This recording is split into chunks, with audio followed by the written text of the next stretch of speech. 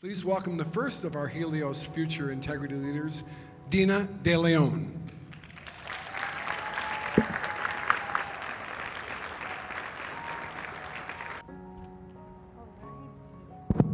Good morning, everyone. I'm Dina de León.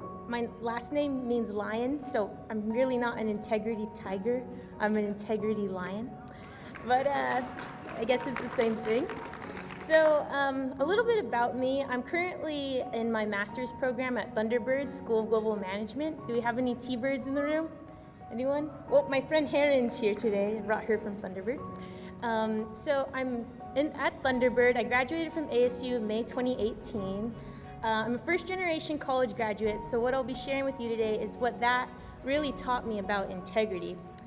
And I also wanted to mention, I don't want to go too much into my professional skills and what I've done in my resume. I really want to tell you a story.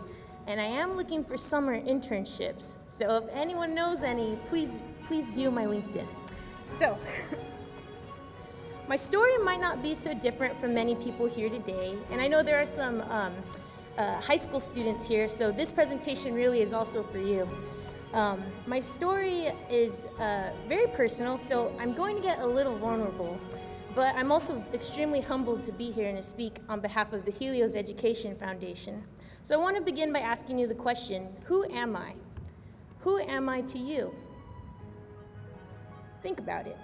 So I promise by the end of the presentation, I know exactly who I am. So Helios has called me a future leader, but I don't think I'd be standing on this stage and have this opportunity if I weren't already a leader. This is me in my younger days. I was 18 years old with Mayor Mark Mitchell receiving the City of Tempe Top Teen Award. I was really excited for this award, but I kept questioning, and I even asked my mom, who's here today, do they know I'm from Guadalupe? But luckily, this award came with a lot of honor for me because it showed that it didn't matter where I was from. What mattered was how hard I worked and the things that I did for Tempe, Guadalupe, my high school, and everyone that I was in a way influencing at the time. So that brings me to my first lesson in integrity. It's not about where you're from, it's about where you're going. And so growing up in the town of Guadalupe, the graduation rate for high school was about 50%. So I didn't even know that many people who went to college. My parents didn't go to college. My dad was an immigrant from Ciudad Juarez, Mexico. My mom was also from Guadalupe, Native American, Pascua Yaqui tribe. I'm wearing our pin today of our flag. But they were very, of course, hardworking people, a lot of integrity. I saw a lot of the sacrifices that they made for me and my 5 siblings. Right here, these are my 5 siblings, but Lindsay, my younger sister, wasn't born yet. But you'll see here in a couple slides. So I had a really happy childhood. Although Domino's Pizza didn't deliver to Guadalupe, it was still a great childhood for me. I grew up playing in my grandparents' backyard, just a couple streets away with all of my cousins. And I had so many cousins who were also bicultural. Some were Native American, they were Yaqui and Tohono O'odham, some were Yaqui and black, some were white and Yaqui, white Yaqui, black Tohono O'odham, all in one. So it was really diverse for me, and I had so many friends from the Kyrene School District who were of various ethnicities, so I didn't see color at all. I didn't even see that I was low income until about the 3rd grade, actually. And these are my friends. I invited all my friends to Guadalupe all the time. And although there were some parents who didn't let my friends come over to my house, I still didn't get it. I never understood it. So it brought me to my second point. You're not responsible for being down, but you're responsible for getting up. And this was from Congressman Ed Pastor when I attended a Hispanic youth symposium at ASU when I was in about the 10th grade. So Kyrene de los Niños, I was called into the principal's office, and I was so scared because my mom actually worked at my school. She was the lunch duty supervisor, so making sure the kids weren't misbehaving on the playground. And I was super scared because I had no idea why I was getting called to the principal's office. But what happened was I was actually being identified by teachers and people who worked at my school for my character and my work ethic and who I was at the time. And my mom told me that this program that I was being inaugurated to, because I was getting an award, was the Arizona Quest for Kids program. And I'd be getting a scholarship to college. Granted that I was able to commit to community service hours, projects like raising money for Hurricane Katrina, St. Vincent de Paul, bell ringing at the Salvation Army, anything, you name it. And Quest was really great because I had so many mentors and people who went to college who taught me about this concept called goals, which I thought goals were so cool because you could envision what you wanted and then you'd get it. And at least that's what they told me. So moving forward, this was my first lesson in integrity, finding a way, or third lesson, finding a way or making the way. So Quest was teaching me that I really had to follow through with my commitments and responsibilities that I had, meeting with my mentors, community service, but I also learned it through cheerleading and activities. I was only 5 years old here, but I guess I kind of look the same. People always tell me I don't change much. And then I here at 8 years old with my sisters. So my mom worked so hard to put us through cheerleading, and we had a ton of fun. I always was among friends and met so many people. So here is actually a donation letter. So I started, learning business very young. We made it to this national competition in Wisconsin, and Wisconsin felt so far away. And we couldn't actually raise enough money to take all of my siblings on the airplane, but we were able to raise enough money selling tortillas, car washes, donation letters to rent a 15-passenger van for my grandma, my sisters, and one of my cousins to come with us to compete. And we won first place.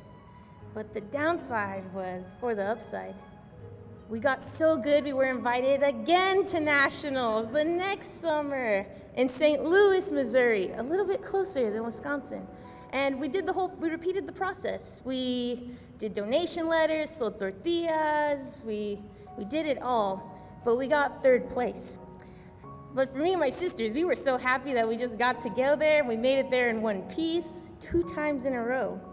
So those summers were super special. And I remember looking at the van and I was like, the world is so big and there's so much that I still have to see and so many people I have to meet. So cheerleading was really great. It's such an awesome time in my life, but it taught me something really important. You can't make any excuses, and there's no substitute for hard work. So something very shocking happened. That program, Arizona Quest for Kids, that I was a part of, actually lost its funding and was acquired by another program in the Valley. The mentors were still willing to be there for us and follow the same protocols, same agenda, but we knew we weren't getting a scholarship when we graduated. But I had made a promise to myself, my mentors, and my mom, and my dad, everybody, that I was going to college. And like we keep hearing today, and it's resonated, when you say you're gonna do something, you gotta follow through and you gotta do it. So I found a way to get to college, but it took a lot of hard work. I became more involved in school. I was in drumline, like David Adame, pursuing music, and I became so good at drumline, but I wanted to break through and become this top snare drummer in the state of Arizona, and I was a girl. So imagine always competing with boys. They were my friends, but some of them, like this one, he was also in Quest with me. So we became a community supporting each other, and my drum teachers knew I wanted lessons, but I couldn't afford them. And I noticed that my drumline instructor would always come with a burrito to practice. So I asked my mom, if we make Mark burritos, I think he'll be able to give me lessons. And sure enough, Mark said, yes, you bring me burritos, I'll give you 30-minute lesson every day after school. So that's what I did. And I don't know if I could go back, but I was on the ASU drumline my freshman year of college. And it was really hard. It was a very challenging time, but I did it, and I'm on a calendar. I don't know if you can get that today. I signed this one and gave it to my grandpa. So I actually became a really, well-known face at ASU. They're like, oh, Dina, yeah, she's first generation from Guadalupe, sure. But I think what people didn't know was that it was so challenging when I started at ASU because a lot of first-generation college students actually go through this. They'll feel like they don't belong, but we work just as hard as anyone else to get into school, sometimes even harder, you know? I had to learn that performance was the great equalizer. What mattered was how well I could score on a test, do on a solo, and also that character piece was so important. So moving forward, my grandpa was actually a groundskeeper at ASU back in the day. My grandma cleaned Frank Cush's house. So rather than feeling like I didn't belong, I had to think, well, there's this intergenerational mobility, what I was learning about in sociology classes and everything. So I said, I'm gonna focus on being grateful, and I'm gonna focus on paying it forward. And that's so important to remember once you get to reach your goals. You need to help other people. And so this is a quote they have from me, and I'm throwing a drumstick up in there. I know it's kind of cheesy, but at the time I thought it was super cool. And so it didn't really matter that I was from Guadalupe for me, or that I was from a low-income family. What mattered was where I was going, and I studied abroad, been on a plane many times now in my life. No more driving. But I went to Italy, I studied in Chile, and that's where I really realized that, we are more the same than we are alike because who we are and our values and our integrity. And coming back from Chile, the world was so different for me. It just felt that, like, wow, the world is actually a pretty small place. And I got to college from the support of Helios Education Foundation and the Diamondbacks. I remember them inviting my whole family to the D-backs game and got to go on the field. And this is me and Rich Nickel, CEO of College Success Arizona. He came to my graduation, and it was such a beautiful ceremony with the Native American tribes. But I really wish, after doing all of this, that I still didn't have to challenge what it means to be from Guadalupe or low income. Because yes, I'm Native American, yes, I'm Latina, Hispanic. My Spanish still isn't that great, but I'm working on it. But I'm really a hard worker, I'm bold, I'm courageous, and I've done so much for being only 24 years old. I've worked with so many teams, I love working cross-culturally. That's why I'm a T-bird, I guess you can say that. I've been involved in the Hispanic Business Student Association at ASU. This was my exchange group in Chile.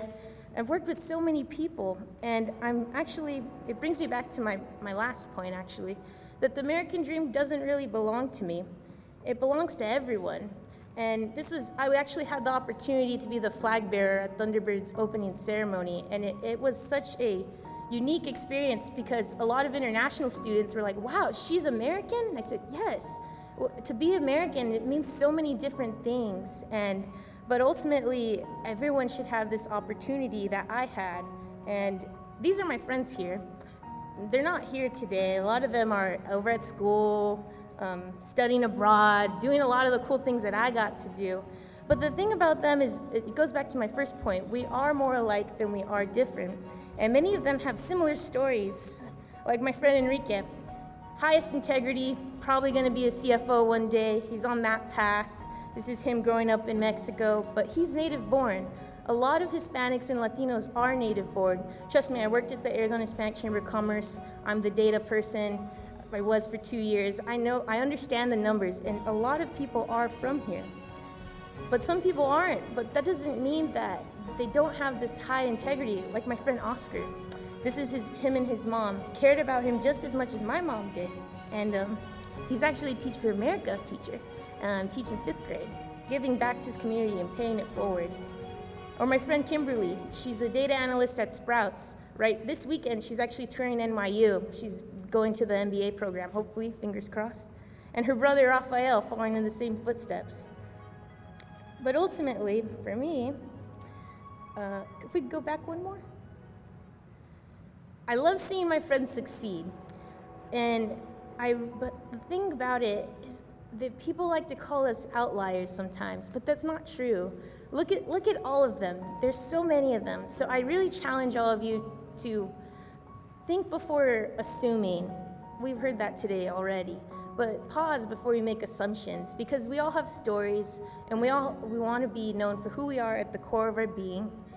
And I'm not an outlier. Actually, these are all my siblings, the ones I was talking about earlier. All graduated from ASU, sometimes once, sometimes 2 times. My brother actually got admitted to his PhD program at ASU after doing his MBA, but I was admitted to Thunderbird the same day, and he didn't want to steal my thunder, my Thunderbird. But the point I'm trying to make is that I'm not an outlier, neither are them, and we all have integrity.